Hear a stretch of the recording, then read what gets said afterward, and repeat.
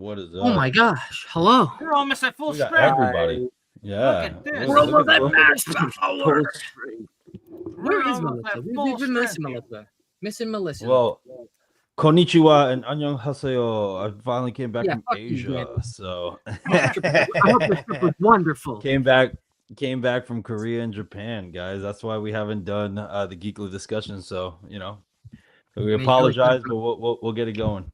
You can really tell you've been on vacation with how mellow you sound.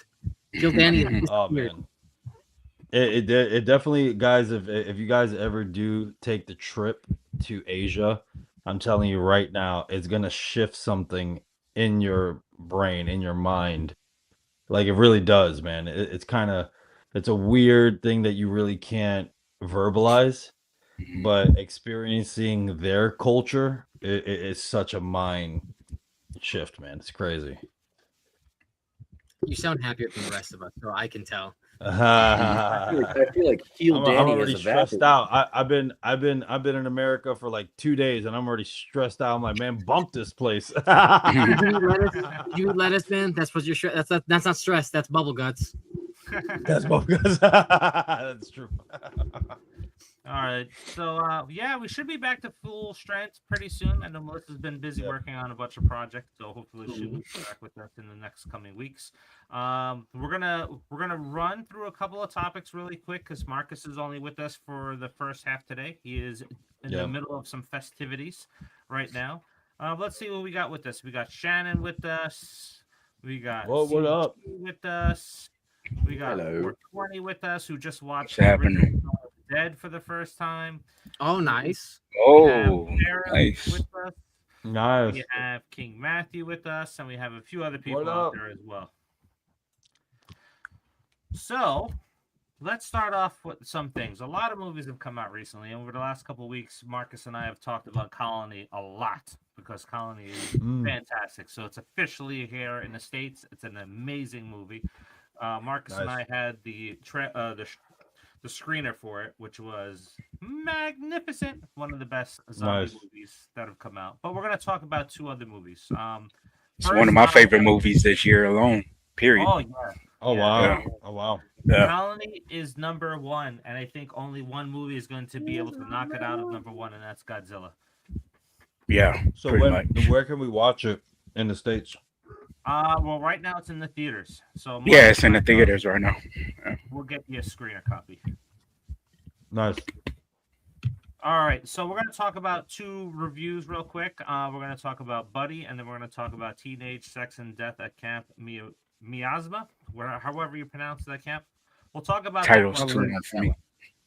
Yeah, we'll talk about that one first. So that is the follow-up from the director that did I Saw the TV Glow. And if anybody's familiar with that, it is a very, very heavy, deep horror movie because it's about a person that's dealing with having a mind where they're gay and they're going through these changes and stuff like that, and they don't want to come out. So they're dealing with the horrors in their own side of their heads about not coming out because of that and how it affects their lives and bleeds into everything. So that movie is very good. That was a 4 out of 5 stars for me. And then it was followed up with this one here, which Noah, Marcus, and Danny, you guys will have an appreciation for because it's based on an 80s slasher movie, obviously the Camp Miasma that's there, and it's called Little Death. But as they open up the film, they're running through all of the sequels, like the first camp movie, the second camp movie, and it's all laid out like Friday the 13th, the way they're doing it. Nice. And essentially, the movie is about the franchise has been dead for a decade, and they want to resurrect it. And how they go about resurrecting it is that they want to bring in a woke director, which is said in the movie, so that they can have people say that it is not a sexist movie with how they go after women and stuff like that. So it is the director's job to kind of pull this movie back together. And she goes on a journey to meet the first final girl from the film, and shit just gets haywire. Nice. I was hooked into this movie from the beginning. I was interested throughout the entire movie. I thought it was very good, and coming away from it, it's aged very well. So it is a very good follow-up to I Saw the TV Glow, and I think it's a little bit better than that film too. Yeah, I've heard good things about it, so definitely looking forward to checking it out. Yeah, it's essentially a two-person movie, right? So you have the director and you have the final girl from the first movie and their interactions and how it plays out.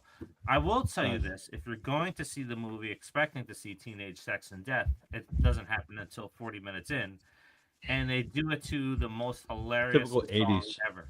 Yeah, Typical 80s. yeah. So very good movie. I enjoyed it. But now let's talk Nice. about the ones that we all have been talking about over the last couple of weeks, including we ended our show talking about, hey, they have a video game coming out. They have a YouTube channel coming out, and that's Buddy. And I know, Danny, you were looking forward to Buddy too. Oh yeah, I am. But Marcus, I will let you start with your thoughts on it. Oh, what to say about this Uh-oh. movie, man? Marcus is there. Oh boy, here we go. Yeah, I'll just say this because I don't want to spoil anything for anybody. The trailer is very misleading. No. It is, how can I say it? Like, it has all the ingredients to be a solid film, but it doesn't explain anything to you in the film. Like, Okay. you don't need to be, what's the term I'm looking Spoon-fed. for? Like handheld through a film and Yeah. explain Yeah, 100%. spoon-fed it. But like certain details should be explained to set up the plot, set up the story. You know what I mean? And it doesn't do that. And a lot of stuff happens in this movie where you'll be like scratching your head and like, what the hell, you know? It's a fun movie. I will say, like, the comedic timing of the movie is top notch, 100%. Everybody laughed at the same time. The jokes were on point. It was funny. It wasn't like intentionally trying to be funny, but it just stuff happened that you can't help but to laugh. But overall, it was a misfire, a huge misfire. So let me ask you this, Marcus. Is it the same syndrome that we usually have that you think behind the scenes, like producers and stuff like that, got involved, hence why taking stuff out, not making sense? Because we've all experienced this in a lot of movies that the back end team butchers a Yeah. solid movie where things are explained, or do you think this is just one movie that just didn't have that setup? So Dave explained it when we talked about it earlier on the phone. Dave explained it perfectly where this is a case of a movie where the creators themselves kind of shot themselves in the foot, where they had this big idea of a franchise, and this being the first entry of the franchise, thinking that would be strong enough to carry the film. But I'm like, no, you still got to have the things about franchises. There's little breadcrumbs that set things up for the future films and stuff. That this movie does not set things up, but it's stuff that is like prevalently shown where you're like, okay, is this setting something up? But then you never get an explanation of it, and it's just like, so you're like figuring things out on your own. Where it's like you might be totally wrong, but because the camera was lingering on the shot, you're like, oh, this might be important, and nothing pays off, of it. Yeah. So I think it's more so the creators getting in front of their way. Yep. Nah, Yeah. it could have been, but it was poorly executed. How they were But trying do to you set things think up. if a sequel comes out, do you think like then it'll be a better explanation of tying things, seeing where we went wrong and whatever? Or I think not? the video game would do that more so than actual film. I Yeah. think the video Fair game enough. would probably do it. Yeah. Yeah. What I was mentioning to Marcus is like with Behind the Mask and with the first Terrifier movie, the end with Art's back, and then you see Leslie Vernon sitting up on the table. It's like, oh, there's more coming, right? This movie would have benefited with some sort of ending like that, because it starts off like a 90s kid show. Like you have episodes that you're going through and you're just getting pulled, and it's explaining a little bit too much, almost like we're stupid. And then it does a completely 180 and it changes the entire movie because now it introduces a bunch of new characters where only one of them is carried throughout the entire movie. We totally forget about the other characters that are introduced. And one of those characters that are thrown out the window is Topher Grace. And Topher Grace did a very good job in this movie. But his performance is just thrown away because there's no conclusion with him.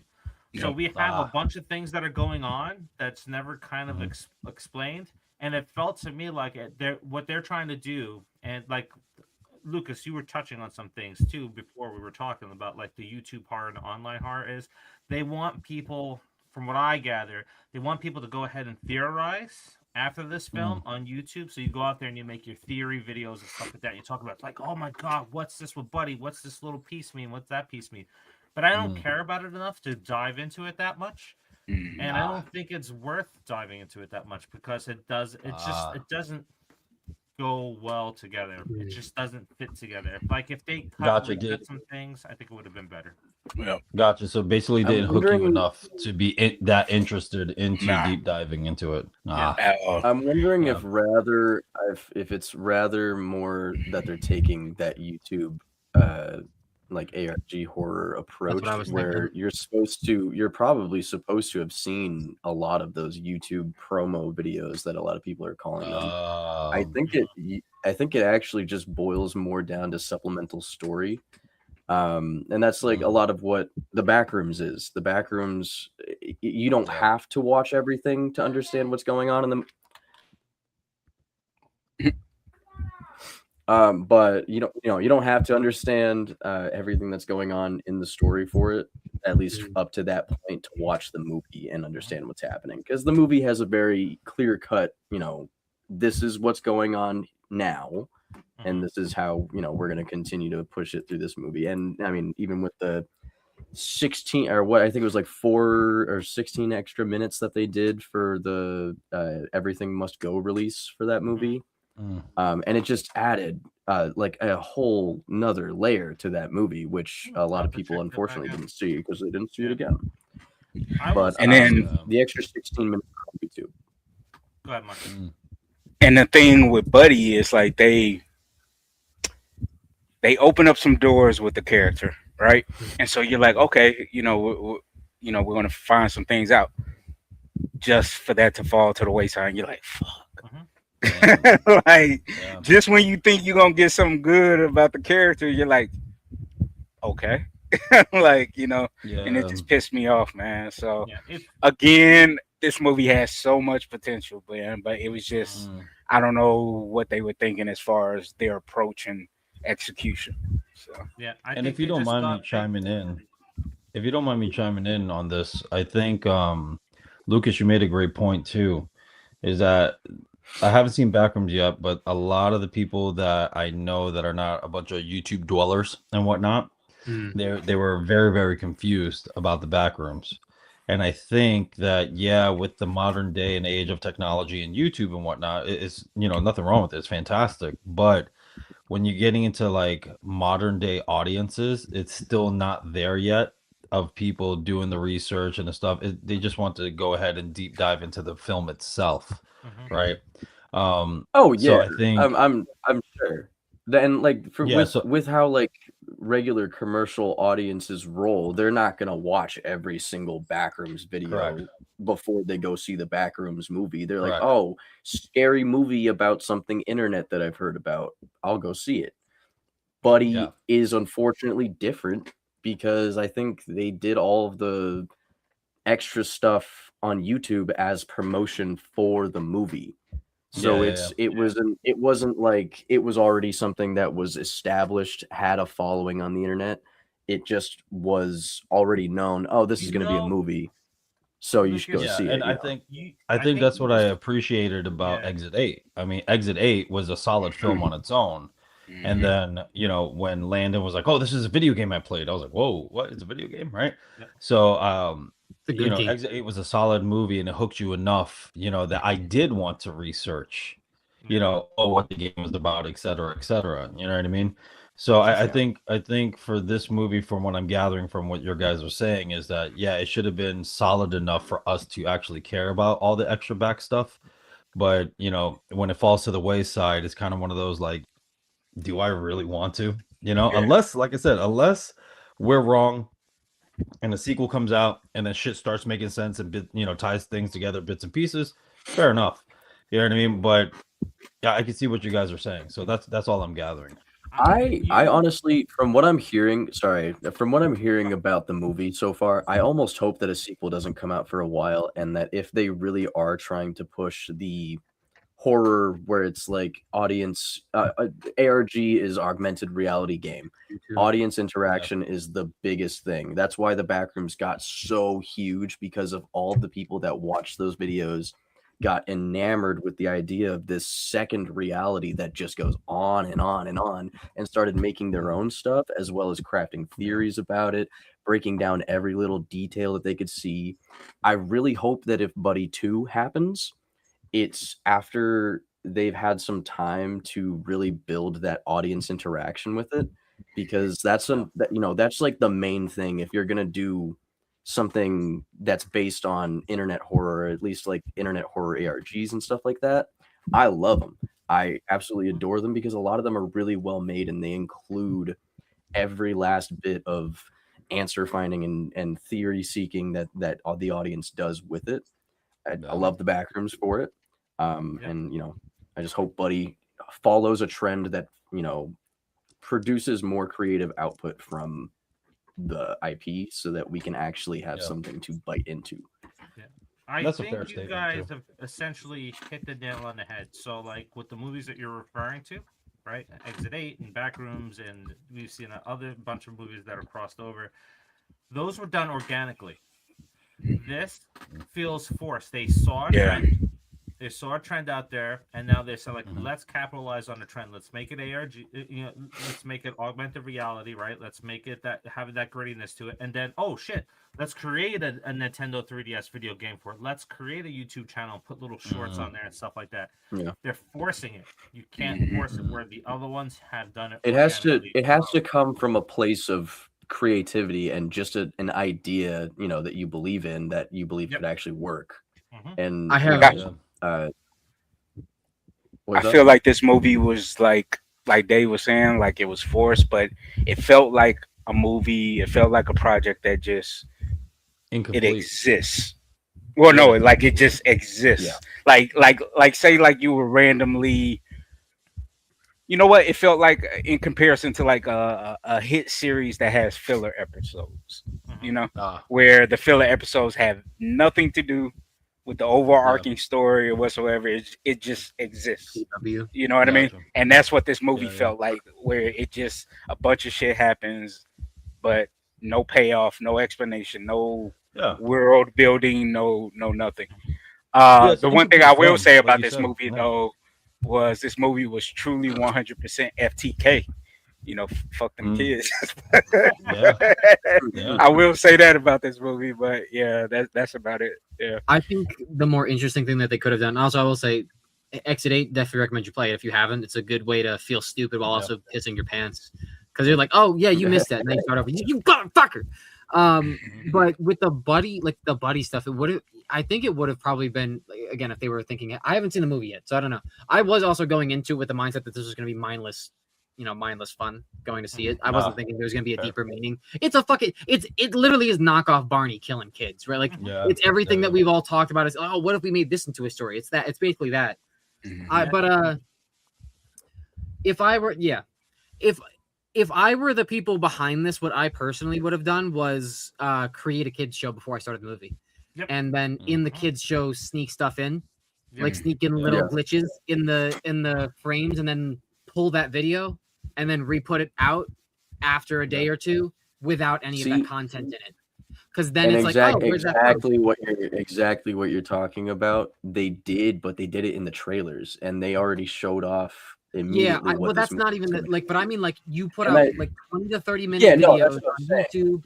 Yeah, and then like you just have, and then but the thing is, like, you could even like weird path of doing. Yeah, but even still, like, if you make the kids show with the demented shit in it, and then you cut that demented shit out and re-put those up, one, you're gonna make people feel like they're going crazy, but two, then you also just have a kids show for people, so you're getting double profit. And also double storytelling, because then you have a kids show that's going for kids who are watching the show, and then you have parents like, all right, we're gonna go to bed now, we'll watch the adult version, and you see slaughtered. You know what I mean? I will end it on this. I would say, like, if you want to see the childhood trauma, like, of these shows turned into nightmares, Watch Mr. Crockett on Hulu. That's really good. That was like the next Candyman. Like it was close. Like it could be the next Candyman. If they commit to that, Mr. Crockett is going to be fantastic. And then there's another one that came out this year, Monkey's Magic Merry-Go-Round, which is it's a Mr. Rogers type of horror film. Okay. And it's psychedelic, it's crazy, and that just like, if it has a meaning in there hidden too, but it's a fantastic movie, so that's where we want to go. Listen, one horror movie to this day that you do not have to be on any type of substances is the Beatles' Yellow Submarine. That tripped me out even when I was sober as hell. So that's a horror movie on its own, bro. So just saying. Nice. Last week's poll, just real quick. What the hell are those? Child's Play. Child's Play won the next franchise ranking, so that's what we're going to be trying to shoot for the end of maybe September. Maybe so first I gotta watch this motherfucker with the new haircut eat his enchiladas in front of us, and now you're telling us we're doing the fucking Child's Play ranking. Yep. Hey, we're not including this. We're not including the series though, are we? I wasn't watching the show anyways. All right, good, because I was like the show was all over the place. You're making me rewatch these goddamn movies. After all I right, so let's dive into somewhat Nerdbox related movie news. Yeah, let's go. And we're gonna bring this into Marcus. He's gonna talk to us about it. Scissor Mouth was announced. Okay. The star for that's going to be Tara Reid, and then we have Johnny Pemberton from Fallout, who's also going to star in the movie. And I love me some Johnny P.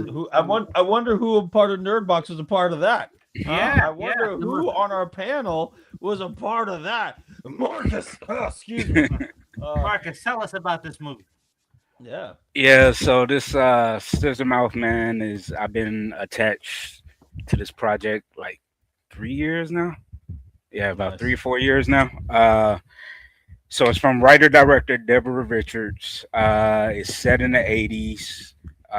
It's taking place in West Texas, even though we're filming down in New Mexico. There is parts of Albuquerque that does look like Texas, surprisingly. Not just all desert. It is green. But yeah, we were fortunate to land Johnny Pemberton first. We just landed Tara Reid about 2 weeks ago. So basically the synopsis of the movie is a young teenage girl is abused by her mom, kind of like the Mommy Dearest situation, if you ever seen that film. And she just goes on a killing spree. She breaks, she snaps. The one thing I will spoil, the reason why it's called Scissor Mouth is because her mom gives her the Glasgow smile with a pair of scissors, basically. Nice. So that's why it's called Scissor Mouth. Yeah. And this is just concept. Yeah, because we haven't settled on the actress yet. But yeah, the script is strong, it's solid, it's very retro's feeling like akin to Texas Chainsaw Massacre almost. I'm hoping we're more like the 2003 film than the OG, to be honest. But yeah, it's dark, it's gritty. It's going to be an awesome film to work on because, again, the script is solid. Debbie has won a bunch of awards off the script at festivals, so we got that going for us. And we recently landed a major distribution deal. So yeah, things are looking up for it. Yeah, that's awesome, man. Congrats. That's a big deal. Appreciate it. Yeah. Marcus is gonna have like Terrifier 2 under his belt. Yeah, Stream under his belt. He has Scissor Mouth under his belt, and a bunch of other items too. And Scream behind the mask. Excuse me. Yeah. Did somebody say Scream? Behind the mask. I see. He doesn't have the clip ready anymore. He forgot. I do. Hello. What's your favorite scary movie? I hope you're not expecting me to say Scream. Oh, why not? The franchise recycles material over and over and over again. You know, anything could happen.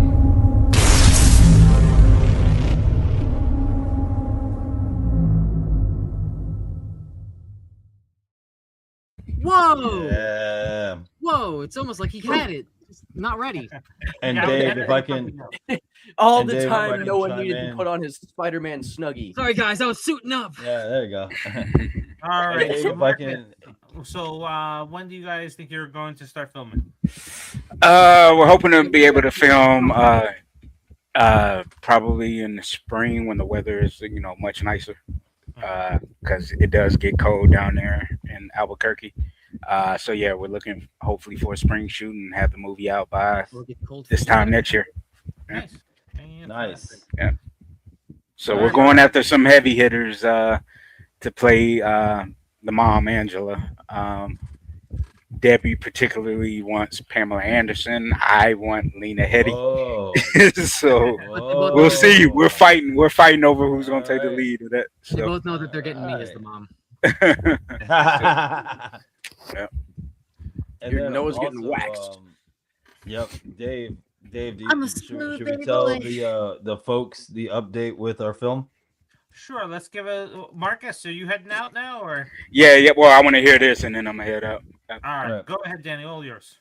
So, guys, so you guys been asking? Yeah, we're very, very close of wrapping up completely. We have the awesome Jason Brooks working on our film, VFX wise, and Jason Brooks, literally where all of our challenges happen VFX wise. That was taking forever. He's getting it done like that. So hopefully with we have a release date in mind. I'm not going to say anything to not jinx it, but hopefully by the end of the year we will finally get a full release of Scream Behind the Mask. So we will be redoing this trailer, the same trailer, just with all the new final color corrections. Doing official trailers also coming out. So it's very exciting, guys. It's so funny because Dave and Marcus have been, and everyone here have been so supportive and saying, you know, when speed bumps happen, greater things happen, and it's really becoming greater and greater each step of the way. So we appreciate your patience, man. But Jason Brooks, we thank him. We had him on the channel multiple times. He's a fantastic individual. Please check out his films. You know, support him. It's gonna be a banger. So, yep. Leia, what are your thoughts? She don't care. She just hungry. I gotta feed her real quick. Star of the show right there. That's the star right there. You know what time it is. All right, fellas. Shannon would say the Screen Stealer is back with Marcus. All right, yes. Marcus. We will see you later. See you guys later, Marcus. Yep. Autobots roll out. All right, so like over this week, we've had a bunch of alien news jumping out there, and it's kind of confusing. So I don't know what the hell is going on, but we're gonna talk about that a little bit. I saw this. Yeah, there's a few announcements, and it's slowly changed over the last day or so since we have talked about it behind the scenes here. So it was recently announced that Ridley Scott would be returning back for an Alien sequel for Alien Covenant, finishing his trilogy for that. Now, it was originally going to be titled Alien Awakening, and now that's sort of changed a little bit. And now, if we all know, Covenant came out in 2017. It was so received. Prometheus was the same way, another one that was so received as well. But then, towards the I wanted to talk about Alien Romulus and what the hell was going on with that. So if Alien Romulus 2, that kind of got put on delay because of Alien Earth being what it was. And I wanted to talk to you guys about it. The reason why they kind of nixed Alien Romulus 2 in the beginning, or wanted to go back to the drawing board, is they said, oh, wow, look, Alien Earth is this. We want Romulus to be like that. And honestly, interesting. Hell no. I don't want Romulus to be like Alien Earth. I want them to be separate beings outside of each other. So let's start with that first. Absolutely. What do you mean by like you want them to be like they want the concepts to be the same, or they want the Yes, but, they want the but that doesn't work because Alien Romulus takes place in space and Alien Earth takes place on Earth. Yeah. So like Alien Romulus is about survival. Yep. Alien Earth is about evolution. They are two completely different concepts. If they want to set Alien Romulus 2 or whatever the sequel they want to call it, maybe after Alien Earth or something, even though they're doing a second season, so what's the point? Maybe I would understand that because, you know, the AI uprising with all the sentient, you know, robot kids, that's kind of nuts. That's a nuts story to continue. And if, you know, you have to work that in with the xenomorph still being the main threat, or at least some version of the xenomorph being a threat, it seems a little heavy, you know? But I don't know. I think Dave, like what you were saying, let's run it back to Covenant and whatnot. The stuff they took out of Prometheus made a little bit more sense, which in the original script, right, of how they were, where the direction they were going with, especially how they kind of mentioned how the creator aliens, if you will, right, that the whole thing of tying into human lore, which is, how basically we took a child from Earth, sent them back to teach you guys, and you crucified them, right? That was a huge tie-in of why they shunned the human race, right? After the whole fact, and it made total sense into what it was going into. But then when Covenant came out and they tried to tie those two things in, didn't even acknowledge the original xenomorph that happened in Prometheus, right? Prometheus and Covenant both were taking from comic books and didn't fully explain the stories they were going over. There was a clear story that Prometheus and Alien Covenant had. They just decided that they were taking bits of it and then just going to put it in their movie, and that's why I think it failed. It's because they didn't just follow the story. My confusion is why you need to change the direction of Romulus when Romulus was fucking good. Romulus is incredible. Probably one of the best course corrections of the franchise that I've seen. Yeah, especially because I enjoyed Covenant. I also enjoy Prometheus just because I enjoy lore building, so I don't have a problem with that kind of stuff. It's like, oh, we didn't get a xenomorph in Prometheus. It's like, yeah, because it was explaining how the fuck it worked. But then again, going back and reading the comics that it was based off of and where they're actually getting their origins from, it's very messy. And it is kind of disappointing. But like Romulus, when you go from Covenant to Romulus, leaps and bounds. As someone who enjoyed Covenant, Romulus is leaps and bounds ahead of like, I think when we did the ranking, I put Romulus as my second favorite Alien film in the franchise. So like I just don't get it. Like I don't think that it's not possible to do an Alien movie on a planet because they've done it before, or on Earth, but I guess I just don't see the point. I just don't see the point or the vision behind it, because like why not just why make a sequel to Romulus? That's my question, because like it felt it's apparently supposed to be a sequel to Covenant. That's why we have the question mark, right? So that's what I'm saying. What is remind me of the time gap. Before we get to the time gap, let's look at the quote from Ridley Scott. So the one that just came out, 2024's Alien Romulus, was okay. I think it needs something else, so I've gone back in. So that was from Ridley Scott. So I just don't get it. I don't get it either. This reminds me of the idea of why. But someone that's hard on my own work, bro, I can understand it. But at the same time, though, like you said, you're going back in, but you're not doing a sequel to Romulus. You're saying it's a sequel to Covenant. So what is that time gap in the lore of Covenant and Romulus? So Covenant is 2104 and Alien Romulus is 2142. So there's almost a 40-year time jump between the two of them. And like, I mean, even if you're saying like it's going to take place in between that and Earth, Alien Earth takes place in 2120, so it's still a 16-year difference. Yeah. I just don't see what even happened at the end of Covenant, because now David killed all of the humans, and then and I'm pretty sure that colony is what leads us into Aliens, the sequel. Correct.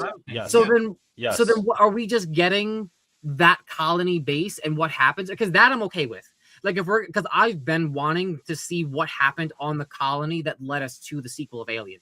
So if we get to see that, I would be fine with that, because it just explains something that we already know happened in the franchise, and then it does kind of tie in. But the thing is, Alien kind of like a Rogue One situation.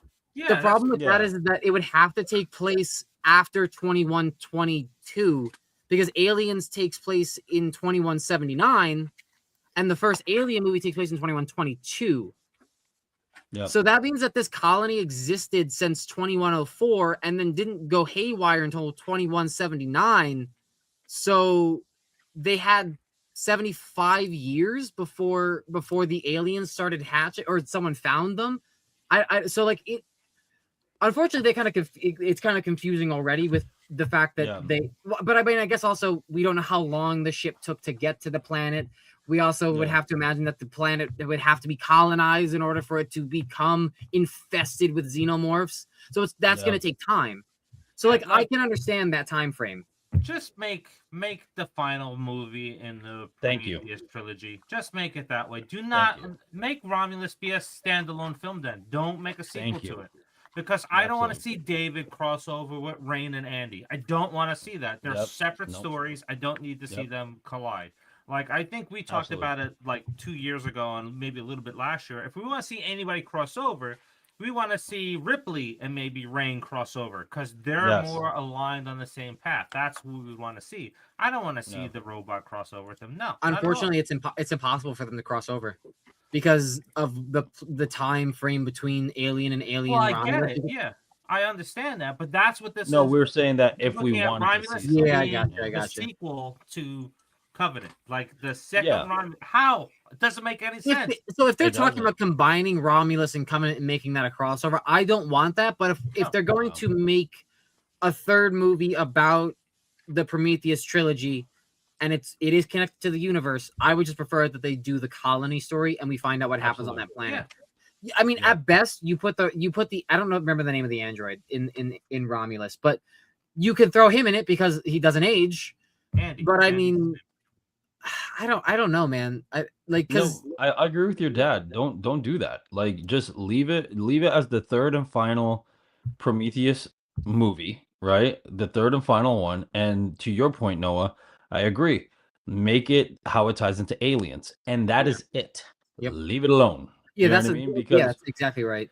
I don't see the crossover. Like that's just feels like, oh look, these characters, and now they're in this movie too. But it's like, but why are they in this movie? Mm-hmm. Exactly. It should just tie it into it. Leave it alone. Like you said, we already know the other lore. Just have that tie-in, because the problem with Prometheus and even Covenant, the tie-in to each other was very, very rough. Yeah. You know what I mean? It was very rough between those two. Have a third trilogy, tie it all in a pretty bow. That way it ties into Aliens, and that is it. Leave it alone.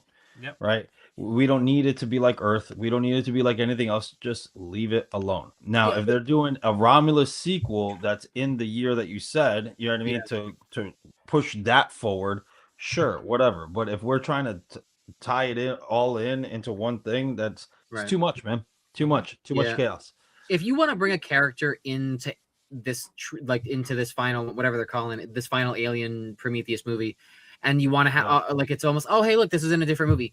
Paul Reiser's still alive, just de-age him and bring his character back from it, because he was in Aliens a big part. I feel like you throw him in at the end and have a better explanation as to who his character is, because he's just a weasel in Aliens. But if we find out what more specifically he is, maybe that'll be really interesting. They brought back the one android from Alien and put him in Romulus, so I don't see, and he's dead. Like that actor's dead, so I don't see why they couldn't bring back Paul Reiser and just do that.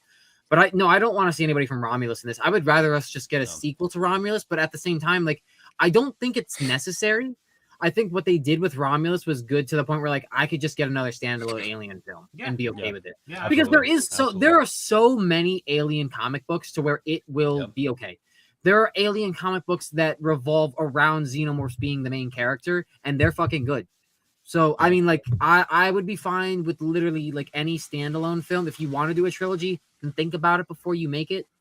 Because, like, because what you said, when did Covenant come out? Came out in 2018, you said? 2017. So the final film to this one is not coming out until at least 10 years after the last film came out. Yeah, like, so that now I'm gonna, like, not that I mind going back and rewatching the Alien franchise, other than, a few exceptions, but, like, I don't want to have to go back and rewatch these to understand what's going on in a movie that's coming out 10 years later. It's such a horrible trend now. Yeah, and I think Dave, we hit this on the head multiple times on our channel, is that we're having sequelitis, man. And when you're doing sequels or even requels, that is just like, it's highly unnecessary.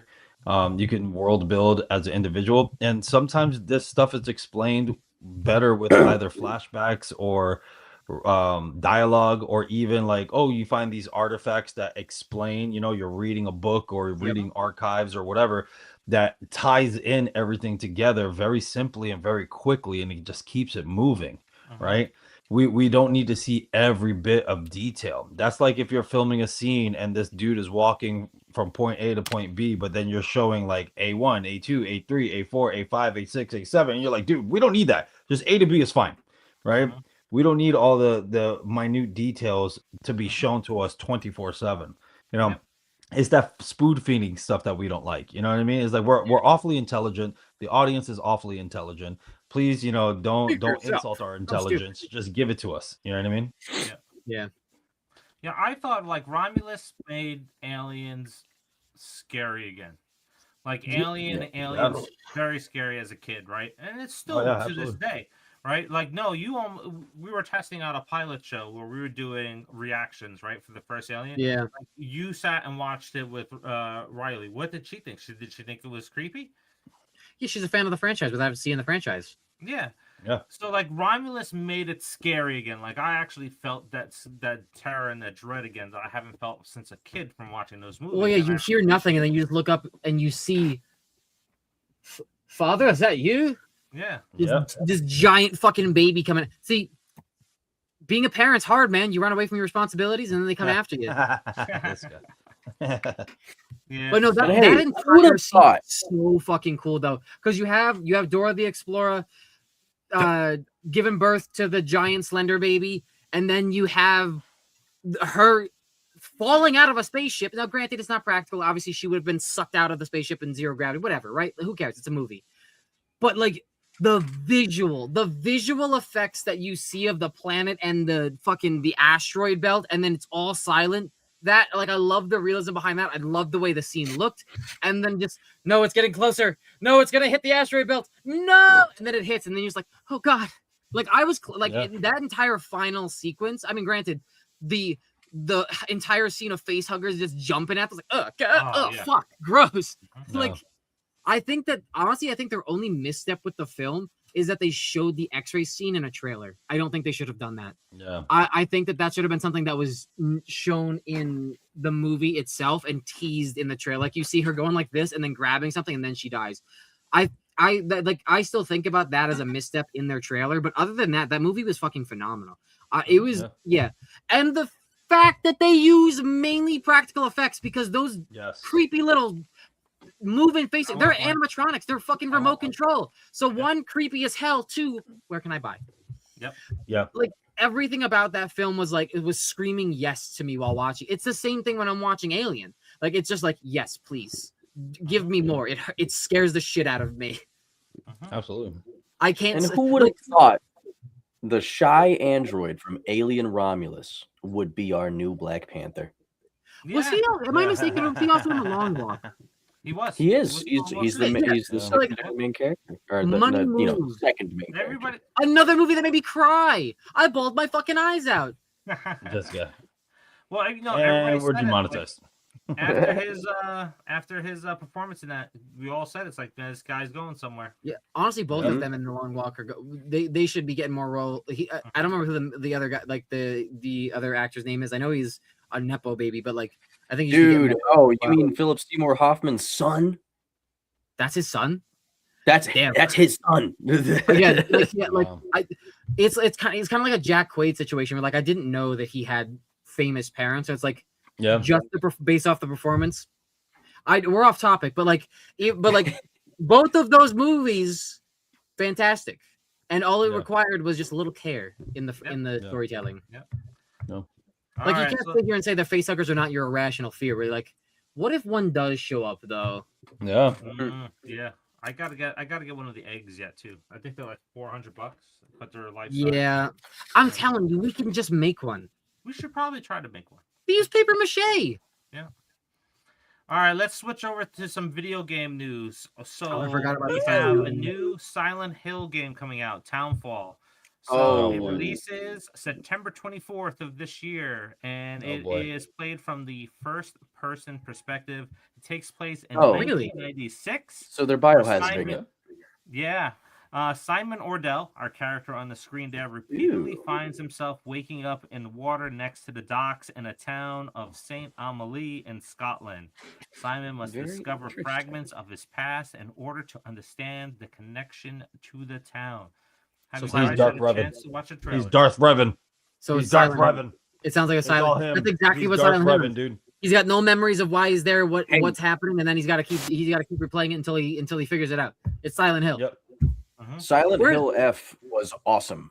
Where's my one friend that didn't cry watching The Long Walk who likes Silent Hill?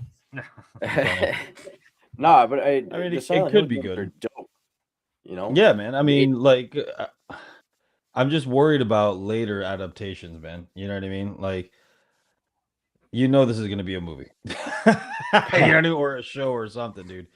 No, have you seen the Silent Hill movie? I don't think they're making another one. Not anytime soon. They made that movie. Yeah, James could fly. Like it was bad.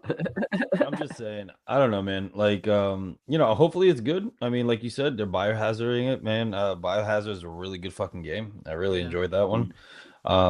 I just, hopefully it's just not a cash grab, you know what I mean, of the franchise, and hopefully the mechanics and everything else, because, you can have great lore and stuff like that, but if the mechanics are not well in the video games, it doesn't really matter. By switching it from third person to first person, and I hope the mechanics are very, very good to emphasize on the story and what we get. And obviously, even first person, it is a little scarier. That's what I enjoyed for Biohazard and whatnot. When you have first person POVs, same thing how they did with Dead Silence and stuff like that. I mean, not Dead Silence, excuse me. Dead Island, right? When you had Dead Island and stuff like that, the POV first person, zombie thing, that's fucking intense, dude. It had all of us gripping. So I'm hoping it does good, man. I really do. Yeah, well, I hope that they just do more creative creatures. That Silent Hill is really known for their very, very creative monsters, and it all stems from some kind of mental health, situation. Usually, and if they don't do that for this game, I hope that it's not like Biohazard in that sense, where it's like, because Biohazard for me isn't necessarily like a true to form Resident Evil game, really. It takes a lot of influences from horror movies and whatnot, but it's like a horror movie video game, and that's the best way I can explain it, rather than a Resident Evil, horror game, which is, 8 takes it right back. I love 8. 8 is awesome. I love how gothic and dreary it is, but well, that's why I mentioned Dead Island. Yeah. What I mean is, like, to have the POV, you know what I mean? The POV perspective. You know what I mean? Dead Island had you gripping your seats, dude. I mean, every time you heard a witch cry or you saw the boomer or whatever, you know what I mean? You mean Left 4 Dead? Left 4 Dead. Or Left 4 Dead, excuse me. Yeah. So, but dude, like every time that happened, you know what I mean? You're just like, oh shit. Like you know what I mean? So I really, really, really do hope that it's in that essence, you know what I mean, of gameplay. And that's what I'm saying. I'm hoping the mechanics, I hope everything else is, because we can have the unique monsters like you're saying, great lore, but the mechanics are not good. That is what can destroy the damn game. I think man. I think more so, like, this game could have really fantastic first person mechanics. It could have really great like combat and whatnot. Sure, absolutely. I think though, it runs the risk of losing a lot of what makes Silent Hill, a Silent Hill game. Because a lot of it is isolation. A lot of it is not necessarily knowing where you're going. It's just sort of following this character's hunch and following like this character go through whatever trauma they have to work out to exit Silent Hill. And I mean, like you meet characters like their names elude me as of now, but you meet characters around and you get to actually I don't have my drink with me, but I just hope that it doesn't lose that, like, you're still like, it's hard to explain. I just don't want it to lose the sauce that Silent Hill has from being an exploration into trauma. And do you mind if I jump in on what you're saying? Because I agree with I agree with what you're saying with because it is all deep sea, like these people are not, like overly good people. As someone who's more of a fan of the Resi franchise, I actually wasn't initially a fan of the change from third to first. But it's grown on me. But I think if we're talking like specifically game mechanics, I think they should make it interchangeable like they did with 9. But also based off of their track record of what they're doing with Resi, or not just Resi games, but also Silent Hill games, because you have Silent Hill, which you're talking about, but also the remaster of Silent Hill 2, which both were, as someone who's not a big a fan, it's like that Capcom franchise is not my franchise. Resi is. They are still really well done, both in game design and control and how the mechanics play, but also the story as well. Like they really improved on the story for Silent Hill 2. Silent Hill F is a very good story. I think it's like 6 endings or something like that too. They put a lot of time and effort into that one. With this one, I think they are probably going to lose a big player count for people who don't want to play this game in first person. So I think they should do the interchange, because they've shown with Resi 9 that they can do it. So I think they should do it. But I don't have I'm not worried about this film, I'll say, or about this game, only because their previous 2 Silent Hill games, which both came out relatively recently, were both really good and played really well and very appropriately to the franchise. Not just the traumas that they install into these franchises, but also especially going to Silent Hill F, the cultural aspects of it. Also, Silent Hill F is a fucking pretty game. It is a gorgeous game. I know you're getting killed by meat bags and flower bacteria, whatever. Like, it's such a gorgeous game. So I have faith in this. I do have faith in this game. I saw this game was announced almost a year ago, I think, and it got from what I saw, it got more backlash than it needed, especially when the game that came out before it did so well. I just like. I think it's really just that first person thing that's like starting to push people away from it, because I know personally. When was that announced? If I could play, well, I think probably when it was announced, I would assume. Okay, because I didn't know at the beginning that it was going to be first person, so I don't know if that was later on. Yeah, remind me, boys, was Dead Space third person? Right? Yeah. Dead Space was third person? Dead Space was third person, yes. There's a certain draw to third person horror games. It's a phenomenon, because a lot of the time, I mean, you get to follow the character, you get to experience it not as that character, but you basically get to watch their story unfold right over their shoulder. You're the looker that gets to see everything they do. When you put it in first person, you start putting yourself in that. And it doesn't really, you can't really get the same feeling of like, you're the person controlling this dude or this lady, going through this facility, but they're not reacting to it. You're reacting to it. You're not seeing them go through it. You're going through it. Yeah, good point. Yeah, I think I do also think that takes people out of it as well, because some people just can't handle that type of horror, which is fair, right? That's true. Like it is a different atmosphere when you are the character instead of Leon or James. Alien Isolation is a hard game to get through. Did you say Alien Isolation? That's exactly what I was thinking of too. Like a hard game to play, like the one, and it's not because it's like really bad or anything. It's just really scary, like genuinely. You don't really have anywhere to hide in the game, because like, I can go hide in the vents. The xenomorphs hide in the vents. Or like it's like you can hide behind something, but if you make any fucking noise, like if you move your controller, See, but that's what I'm talking restart your last save before you scare yourself. With the change from like a third person, you're following a character, to a first person, because in that game we follow Ripley, to my knowledge, right? We follow Ripley's daughter. Okay, so it's Ripley's daughter. She's looking for her daughter. The thing is, her mother. We don't really get, like, we get the story bits where she talks every now and then, and she reacts to the things around her, and we get, some dialogue, but we don't really get a sense of what this character is, other than an input for yourself to play. It's kind of like the same thing with Master Chief and Halo. The Doom guy, they are catalysts for you to put yourself in this experience. Doom a horror game? Yeah, Doom was originally was a horror game. I'm just asking, like, every time they do, I'm like, shoot. But let me ask you this, boys, because there's a lot of first-person horror video games. Like, what is that blue fuzzy guy? Cookie Monster? No. Oh, you mean what's it? Fuzzy Wuzzy. I know what you're talking about. Poppy Yeah. Poppy, Yeah, but yeah, Poppy's Playtime. I mean, that was absolutely phenomenal in the first person. You know what I mean, and super scary as well and whatnot. So I mean, all of us have great points. It's just we got to just see how it's executed. At the end of the day, how is it going to be executed? The difference is this is a franchise too. This is a franchise that was No, based of on course. third person, whereas like we're now getting into first person, which I think like if you really think about it, Biohazard also kind of had people like I mean also it was coming off the tails of Resi 6. So I will say in my opinion I think it's a drastic change, especially for people who have been with this franchise since the 90s. And now they're getting their remastered versions of the games that they played in the 90s. They're getting new versions, and then now they're getting a first-person version where it's like, but I've been so used to this, now I have to get used to new mechanics, even if they are fluid. I got to get used to.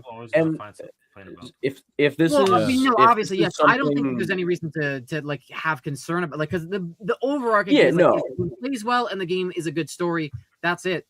And I think that with how Capcom has been doing recently with their horror games, Resi, Silent Hill, they're doing a good job. So I'm not concerned about the story. But like you said, like converting the mechanics, I assume if they're just going similar to Resi 9, nothing to worry about.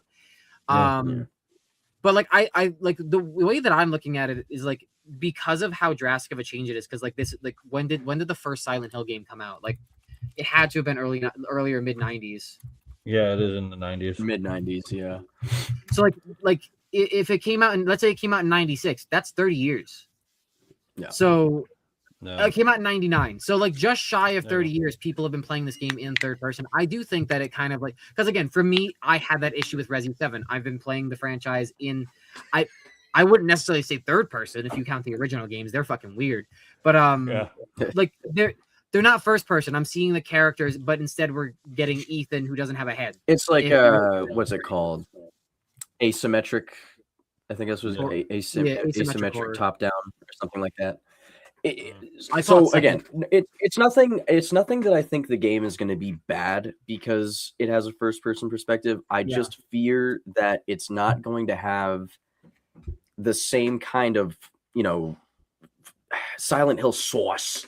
There's no other way to say it other than the sauce because it really is like these games just really give you a great atmosphere, a great feeling of what these characters are going through. And like if they want to do it something where the player character is more of just like you in their shoes and they're not really all that much of like an actual character, that's fine. Again, I like Halo, I like Doom, I like putting myself into experiences, I love playing VR and whatnot. It's just I would much rather them tell another story about another character that they can develop and we can see grow over the time that we play, just because that's what Silent Hill is to me. Silent Hill is always about these adults or people going through their trauma, their past, and trying to find some kind of resolution they can go on living with. They're also dead too, right? Isn't that a lot of the time they're also just dead. So it happens to be not right. It's almost about like moving on from like the regret of your past, like your greatest regret almost. It's a big allegory for guilt. Silent Hill has always been a big allegory for guilt and trauma and repressed emotions and just everything. So if it's like obviously, the story is going to have something to do with that. If it's in Silent Hill, it's always for emotional backstory reasons. Whether or not they have the player character do something with that is, up to them. Yep. Let's switch over. I think we have two fast topics before we talk about Terrifier, but this one may be a little bit telling. So Blumhouse is being touted as a powerhouse for this year as they have crossed the $1 billion mark. Yeah, they've crossed the $1 billion mark, and that is with Lee Cronin's The Mummy at $90.5 million worldwide. We have Insidious Out of the Further currently sitting at $71 million worldwide. We have Backrooms at $396.5 million. Oh my God, the jump. And then we have Obsession at $501.6 million worldwide. So Blumhouse is kicking butt. But I'm sorry. Is Blumhouse kicking ass, or did they just hire two independent content creators who were able to kick ass for them. There you I'm go. not laughing on it. Some of you are agreeing with me. I That can't is see why it. I all pulled they're this doing, up. I see the truth, mother is flippers. distribution, baby. That Yeah, is like, not yeah, them. get outta here, Because we've Blumhouse. seen some of their last movies, and good Look what God, we did, look what were we they did. awful? You got the right. Oh, you people to mean make Five the Nights at film. Freddy's 1 and 2? Exorcist. Dude, I'm telling you right now. I am telling you right now. It's not Blumhouse. They're just distributing, bro. It is not them. Oh, I can fully So believe for that them, Five for Nights them at to Freddy's even, Blumhouse. I'm sorry, you just woke up heel Danny. For them to even remotely say that they're dominating, you can, you know what, you know what to yourself. By the way, holy smokes! Oh my God, I don't think that this is is not. You're not even cursing. You're not doing the elbow. You're not loud. This is not heel Danny. Well, because I'm trying. I'm trying not to, well, I'm trying. Listen, I'm still cursing, but I'm trying not to get us demonetized as much as the F bombs we already dropped. But anyway, Where's heel Danny at? yeah.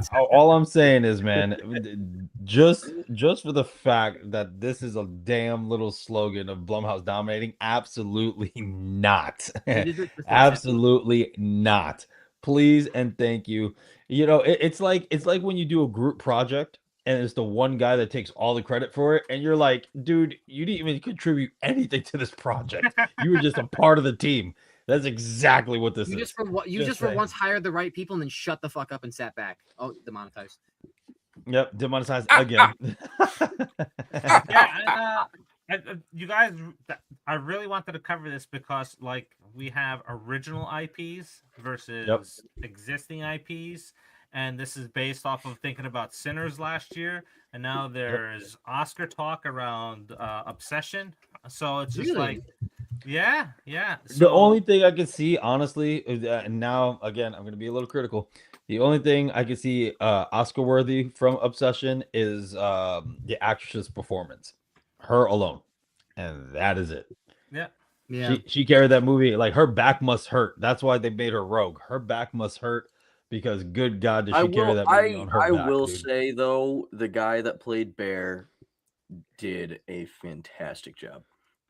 I can't did get a great over job. the way that he plays such a believable, I think I'm the hero in this situation, all the way until the end where it all just crumbles.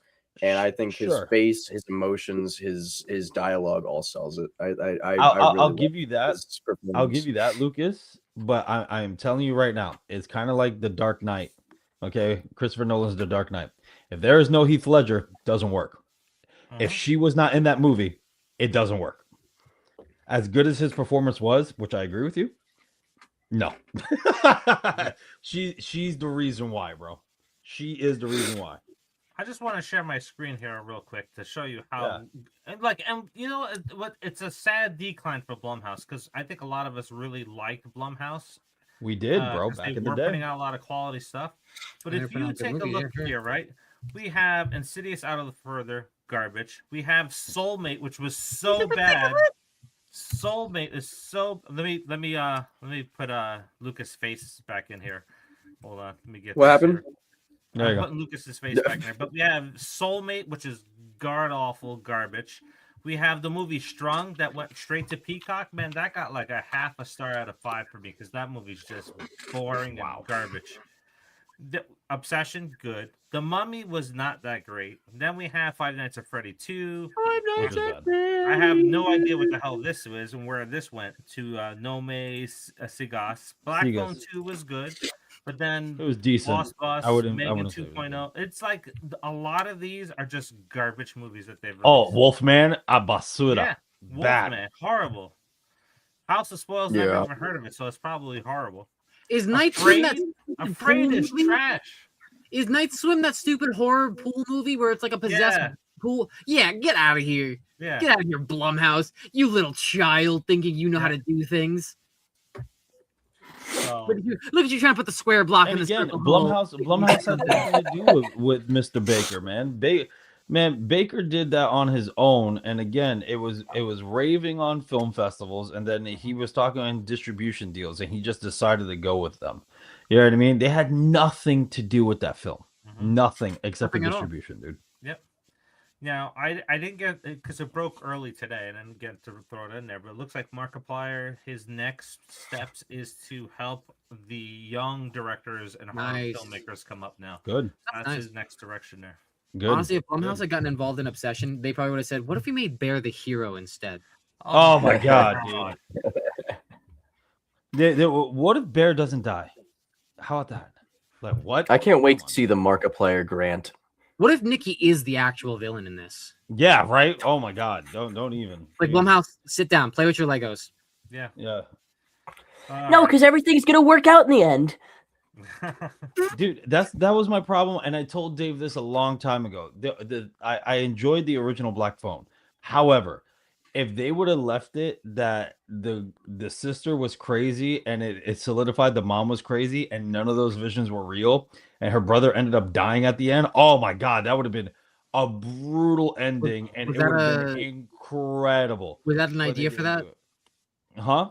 Was that part of the No, it's just how the story was going. Because remember, throughout the entire movie, they just said, "Oh, your mom was crazy. Your mom was crazy. Your mom was crazy." Da da da da. You see what I'm saying? Yeah. Like obviously, they tied it in a pretty bow in the second one that explained a lot of it, right? Which is great. It's okay.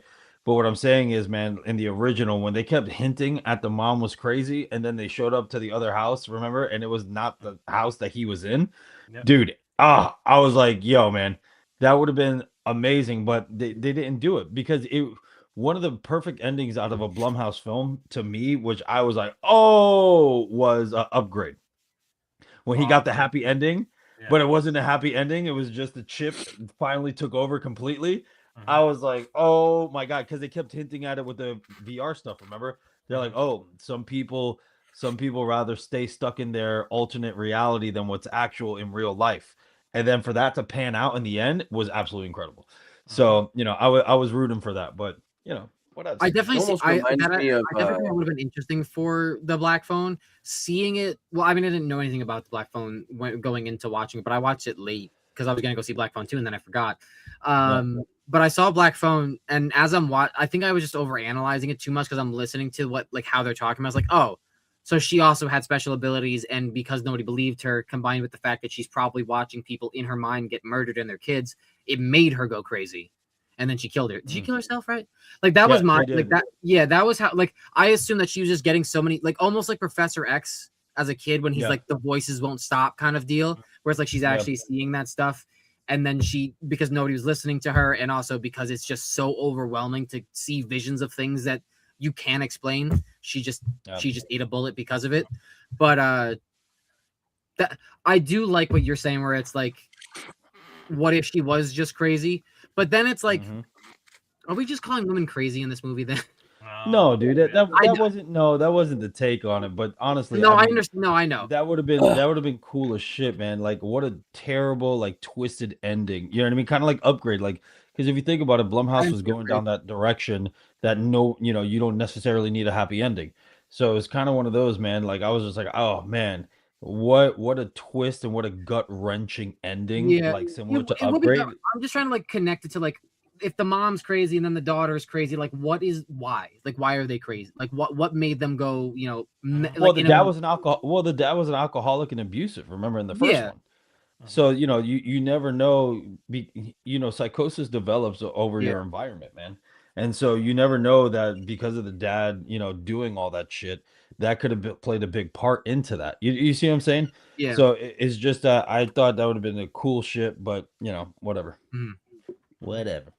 Yeah, well, yeah, definitely at the end you could have just played it that she hurt, you actually show the mother and in flashbacks and you have her talking about her visions.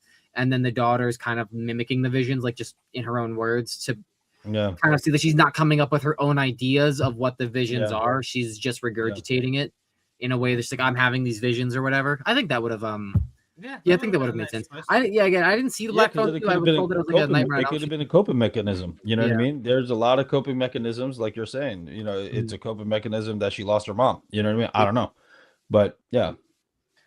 I will tell you this. So especially if you saw her mom kill herself and you make that a part of it, that would have that would have definitely said Now you said you didn't see Black Phone 2. What I liked about Black Phone 2 is the way they did the dream world separate from reality. That was great.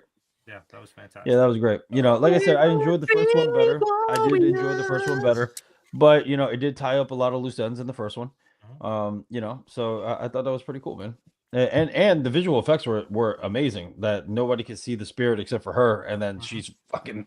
No one believes her, and then all of a sudden she's just levitating and getting flung around and stuff like that. That was great. It's beautiful.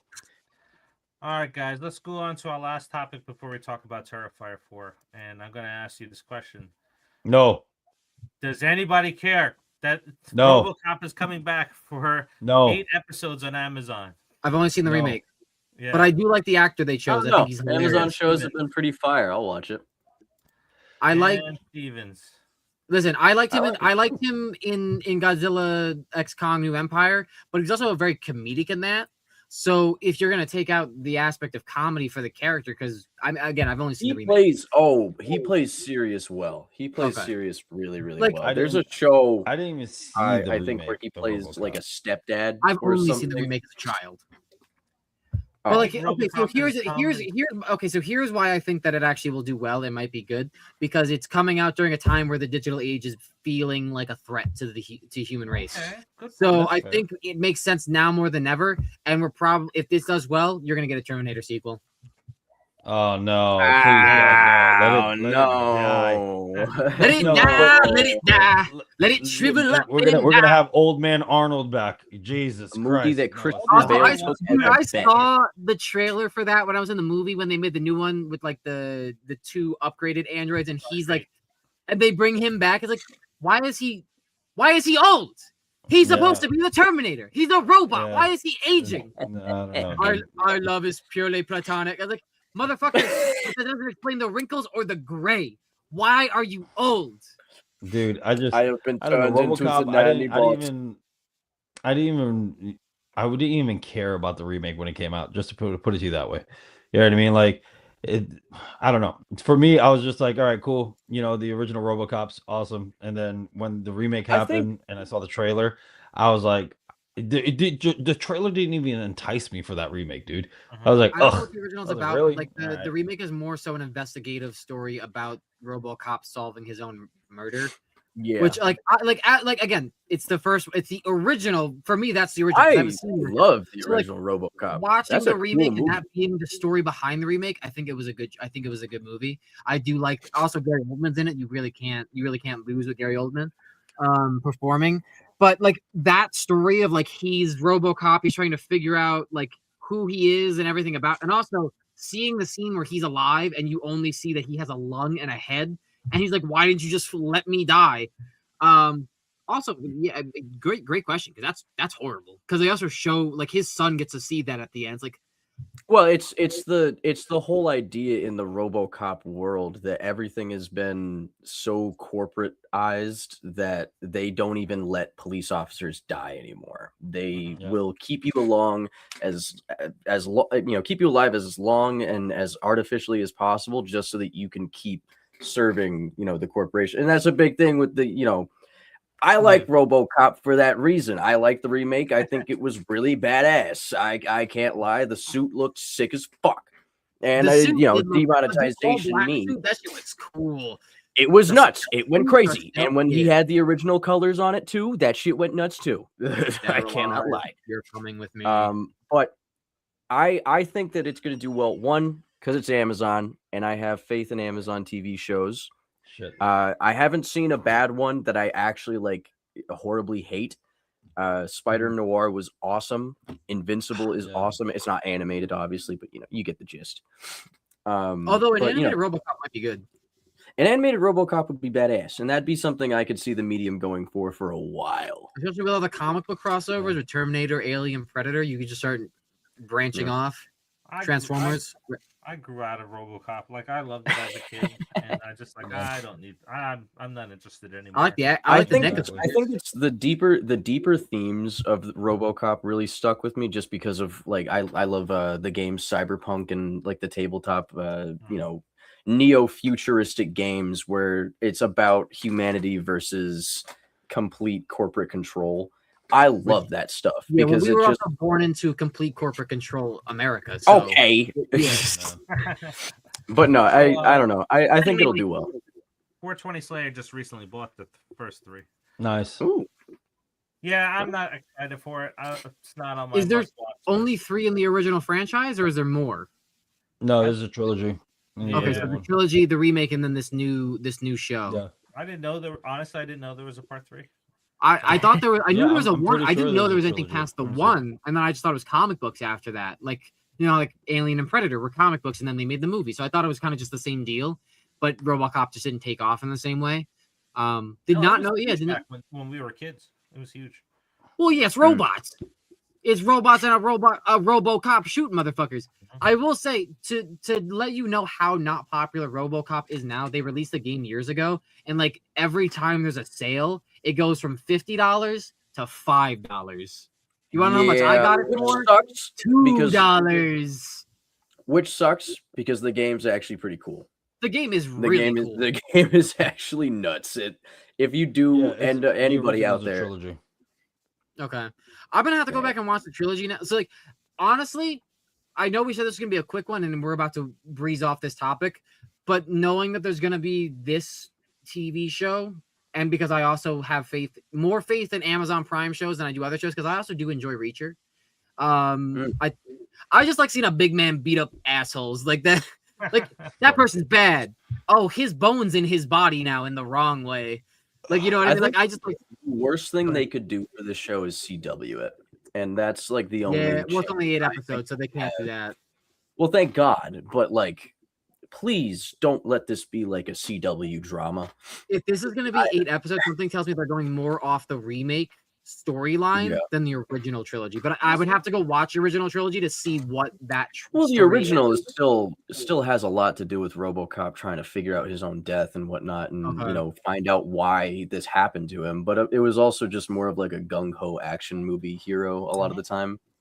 It still dealt with a lot of heavy themes for the 80s, but they had to make money. Also, if I'm not mistaken, it's more violent than most 80s horror films. Yeah. Oh yeah, that was nuts. The first one specifically. What do you got, Danny? Looks like you want to say something, or are you frozen? No. I was gonna say that I got to bounce. So if we want to talk about Terrifier 4 real quick.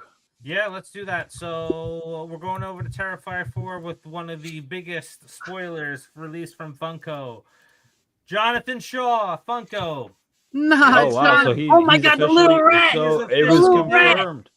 He's officially gone. He's officially gone. Wow! So, wow! I checked out Terrifier after the 3rd. Yeah, like that's crazy. So Jonathan Shaw was officially announced as dead with that Funko, and wow! Terrifier 4 updates. So what we know so far is that the script was almost done towards February when it was being worked on. You haven't seen Damien showing up at a lot of horror conventions because he is working on that script. We know that it's taking place at New Year, so it's probably going to be a direct sequel to the previous one. What we wanted. Yep. Returning cast is David Howard Thornton is definitely official. We have Sienna Shaw, who is on, and Samantha, who plays Vicky in the movie. They're returning. Really? In July, Damien had announced that this Terrifier 4 is Terrifier 2 on steroids. So I think he recognized that 3 was not as good as 2, so he wants to kind of pull it back to part 2.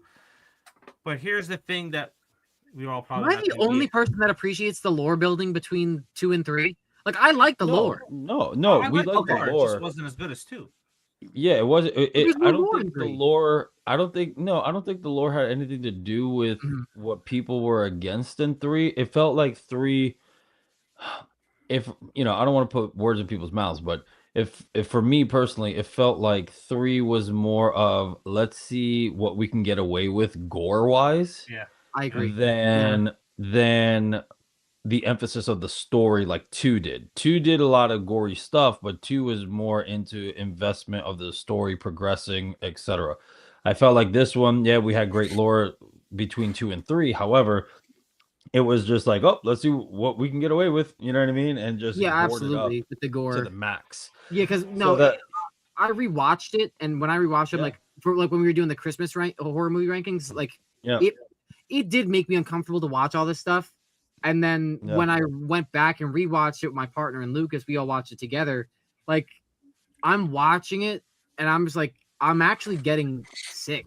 Like, I'm feeling sick from watching it and not in like a good way. Like when Terrifier 2, like granted, Terrifier 2 is some raunchy shit in it, but like, yeah, like the whole rat scene, not necessary. The whole thing, like the whole shower sequence could have been cut down. Especially to explain what the fuck happened to Jonathan. Like, because it's like, if we're talking about like again, I appreciated the lore that they put in it, especially like the whole like the good versus evil. Like, I love that. I love that we're getting more explanation for Sienna's father. But like, Jonathan is a big character, and I loved what they did with him in 3 and how he's basically a scribe. I fucking love that. I love that he had such a valuable part that they put him in for 3, and then they just kill him off screen. Like that. That was cheap. That was lame. I don't appreciate that. I will be buying that Funko. That's the only one I'll ever buy for myself. But I don't know. I didn't again personally. I didn't need to see Remy being shoved into Sienna's aunt's mouth. Like that is not how you do the food palette thing in Ratatouille. Like getting the flavors. Like nope, that's not how that works. It just so wasn't. Especially when like they have to keep these people alive until they're done with it. You know what I mean? Like in the scene, these characters don't die until like the very end of the sequence. Like you just want to show the enjoyment of torture. And it's the exact reason why I stick away from Green Inferno and movies like that. It's like this does nothing for me. The opening, don't get me wrong, the opening sequence for Terrifier 3, I think it's amazing. Because you hear the noises, and for me that's enough. Like you hear it, you know what's happening. Little Timmy's dead. Little Timmy's no longer little Timmy. He's little Pieces. He's Pieces.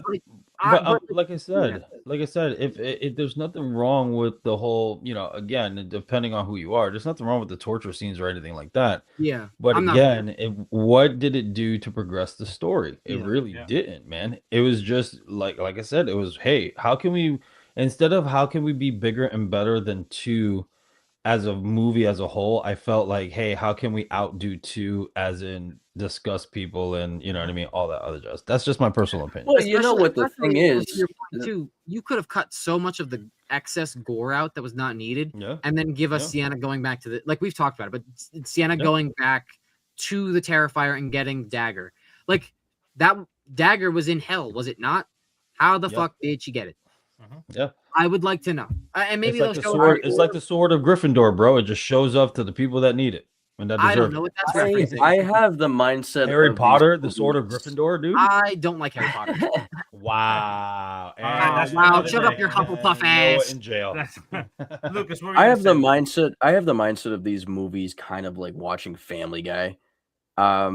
It's every single movie, it's not exactly something we haven't seen before. Like we've seen Art be sadistic and torture people for 3 straight movies now.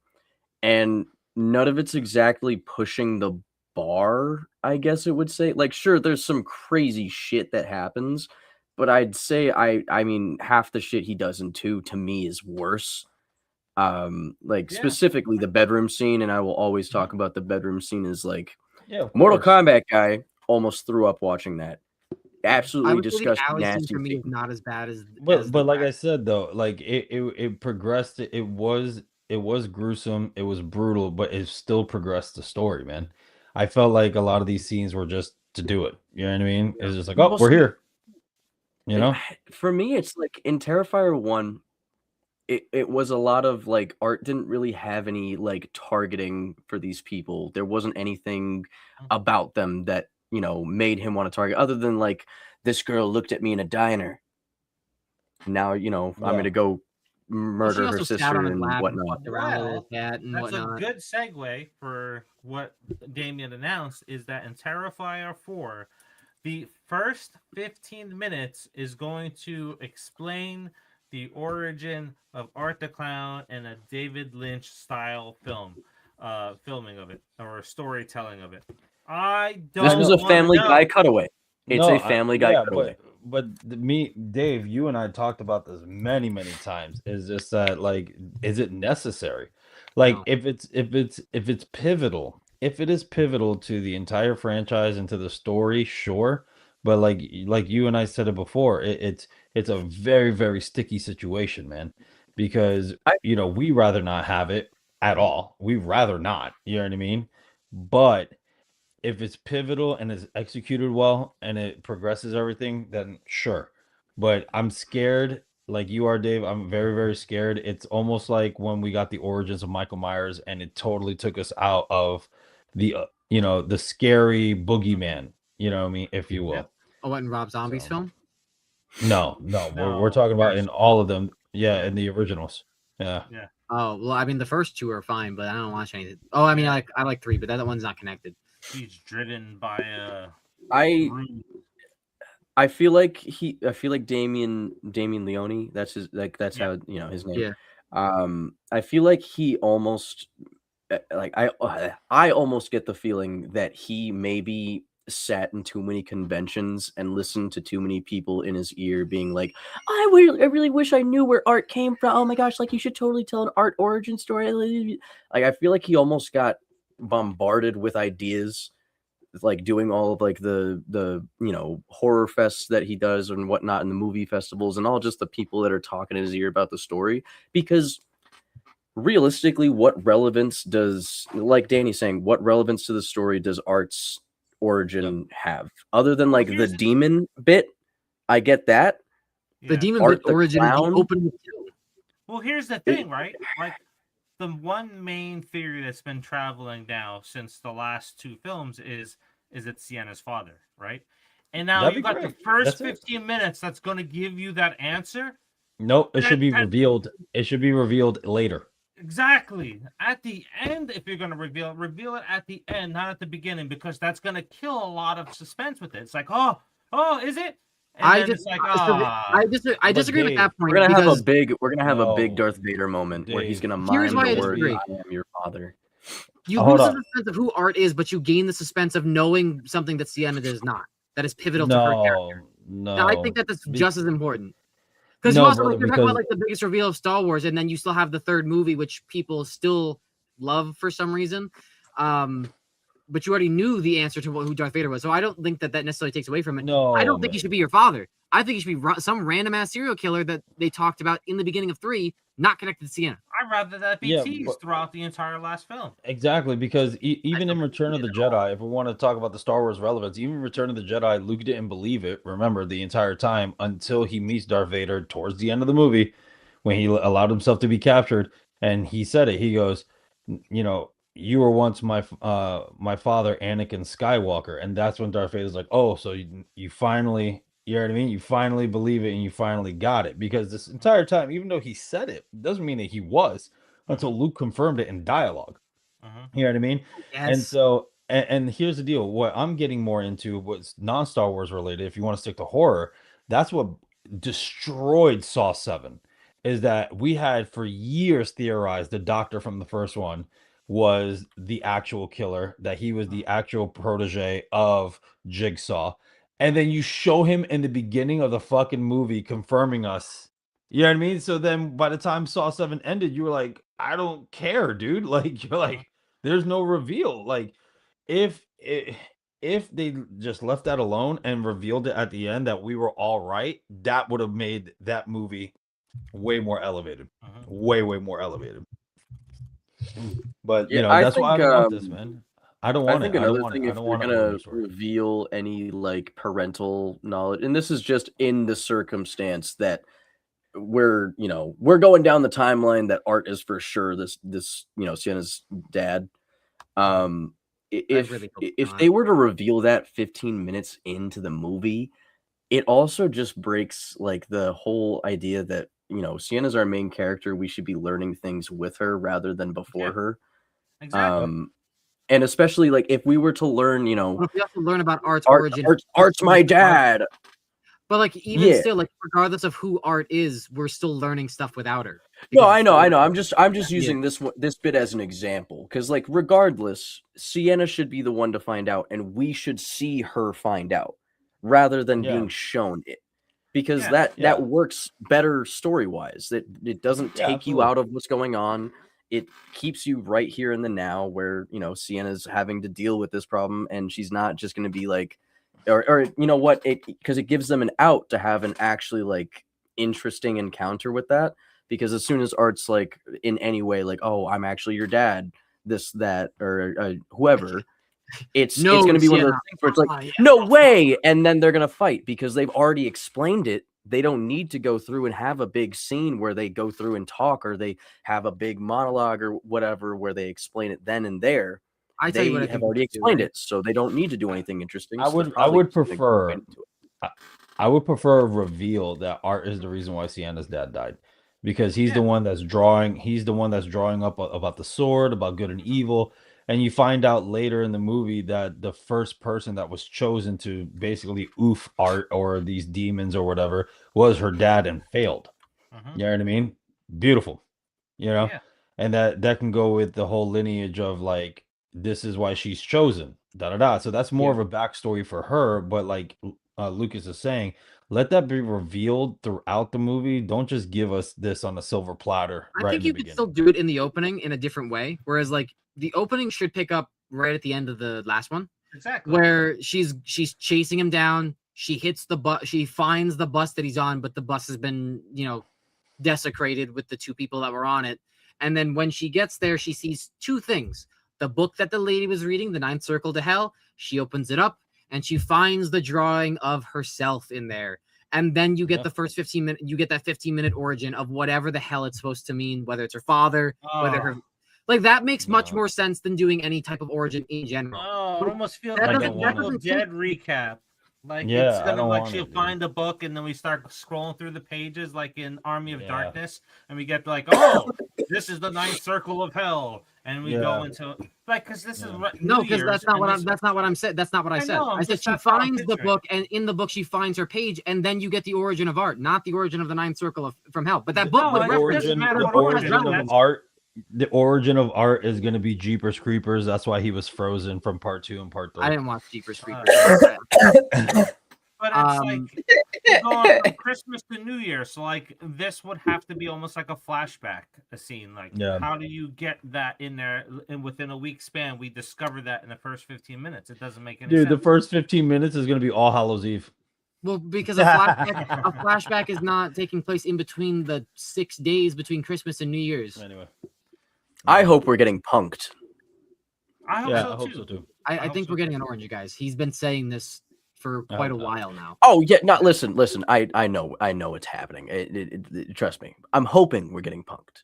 You're gonna get a title card with a date on it, and it's gonna tell you that it doesn't take place within the time frame. And you're probably getting those timestamps throughout the film. If I had to guess. Oh boy. Because how else are you going to explain that it's the past and the present, other than jumping 5 years later? We're gonna see Art without the makeup, possibly. It's like Freddy's dead all over again. That's what it's like. It's like Freddy's dead all over again. What, dude? I liked. If we did anything, and I don't want it to be the beginning of the movie, like Dave said. If we're gonna get an origin of Art, it should be like in the middle of the movie. Kind of like what they did in Welcome to Derry, when we saw like how Pennywise got the clown form, and that was as you were already invested in the show. You know what I mean? So, you know what? Nightmare on Elm Street is such a huge influence on Art the Clown and his writing of it, and I just said it like Freddy's Dead, because in Freddy's Dead they did the dad-daughter reveal towards the end. And he's not in makeup. So it's almost like, oh no, we can't rehash this. I know you're a fan of it. Do not pay homage to Freddy's Dead. Yeah. I think it's gonna be an origin to the Miles County Clown. I don't think it's gonna be an origin to the demon. And I'd rather the origin to the demon than Art himself. We have the origin to the demon. Technically, he spawned in a dead body in the beginning. He literally just like, this looks good, and then spawn camp. Like, that's what we. Yippee! My light. Oh. Yeah, I mean, I'd be more interested to possibly learn how and if the Miles County Clown is connected to the demon. Bye, Danny. Have a good night. Peace. That'd be more of an origin that I would be interested in seeing, because I would hope that there's at least some correlation, and it wasn't just a random demon found a random dead guy, and now that random demon is inside that random dead guy's body doing random demon shit. Well, I don't think it's a random demon, but that doesn't need to be a flashback payoff. You know what I mean? Like an origin story payoff. Like anything that has to do with the demons would be explained when she gets to hell, because I would assume she's gonna try and find her niece, and then also Art is most definitely not the big bad. I would say why am I blanking on the pale girl? Like she's Vicky is more of a threat than Art is. Art is just mindless and going around having fun. It seems more like the connection to the underworld and her being a chosen one is going to get explained through Vicky or through whoever else is the actual big bad, which is probably the demon thing that we saw in the All Hallows Eve Ninth Circle of Hell short, which they said is not connected, but I don't think that's true. They showed Ninth Circle to Hell. Oh, it's a little fun Easter egg. I don't think it's a little fun Easter egg. I think that is telling us what's going to happen in 4. And I think that, and also there was teases to that anyways, because the image of Sienna holding a dead monster's head is that demon thing from All Hallows Eve. I have a feeling that that's what that's playing into. And I think that that's what we're going to get. I also think that maybe Jonathan's showing up in hell, even if he's dead. Like I think he might show up in hell. Some character closure. Because we don't get anything from him. Like he does so much in the film, he's barely in it, and then I'm sorry, you get so much like character development with Jonathan that I really appreciated, and then you take him out, and you don't even show it. Like to me, that's a cop out. I just feel like you're doing all these big brutal scenes. You even show us that they basically melted Jonathan, and then you don't even like if anyone deserves to go out in a gruesome way on camera, it probably should have been the second main character of Terrifier 2. This character came along a huge way in part 3. That's one of the biggest disappointments of Terrifier 3 for me, is that they kill Jonathan off screen, and he's such a pivotal role in the third one. At least he could have been. I don't know. I think that there definitely needs to be some closure to the character other than a pop Funko. Yeah, it's horrible. Horrible way to go out. Let's look at this Funko one more time. What way to go out? We don't know what happened to him. We don't even know what happened to him. We just know that it's a skull. We don't know how he died. That's the thing. What a horrible way to go out. Let's look at this Funko we Pop. have no idea what happened to him. And I also own that Funko Pop because I own all of the Art the Clown Funko Pop. And also, let's point out the fact that Jonathan died after Art went into a party and slaughtered a bunch of people.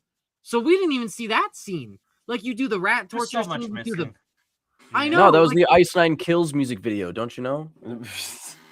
Oh yes, the budget for the movie. All right, gents. I say we give it a call for tonight. Again, we're going to be doing the Chucky ranking, maybe the end of September, beginning of October. But on the channel, we brought back Lost Horror Media. So, like right now, we're talking about the Lost Scream trilogy, 4, 5, and 6, that wasn't made. You know, Wes Craven's original vision for the franchise and what happened to it. And next month, fittingly, I didn't influence it. It works out perfectly for it. We're talking about the 2-hour version of the original Child's Play film and what happened to those scenes, which includes 2 different voices of Chucky that we have never heard of before. And you want to tune into that. So that'll be dropping in the second week of September. So if we can get the Child's Play ranking towards the end of it, that'd be nice. And that's it for tonight, guys. So we'll see you all next week. Geekly should be back on Friday. And have a great rest of your week or start of your week. Yippee! Yay! Bye, everybody. I hope you have a wonderful Christmas. That's my reaction to watching Child's Play. Yeah, Twilight came out and at number 3. Resident Evil was dominant in number 2, which I did not want. Yeah, I figured Resident Evil was going to get a few.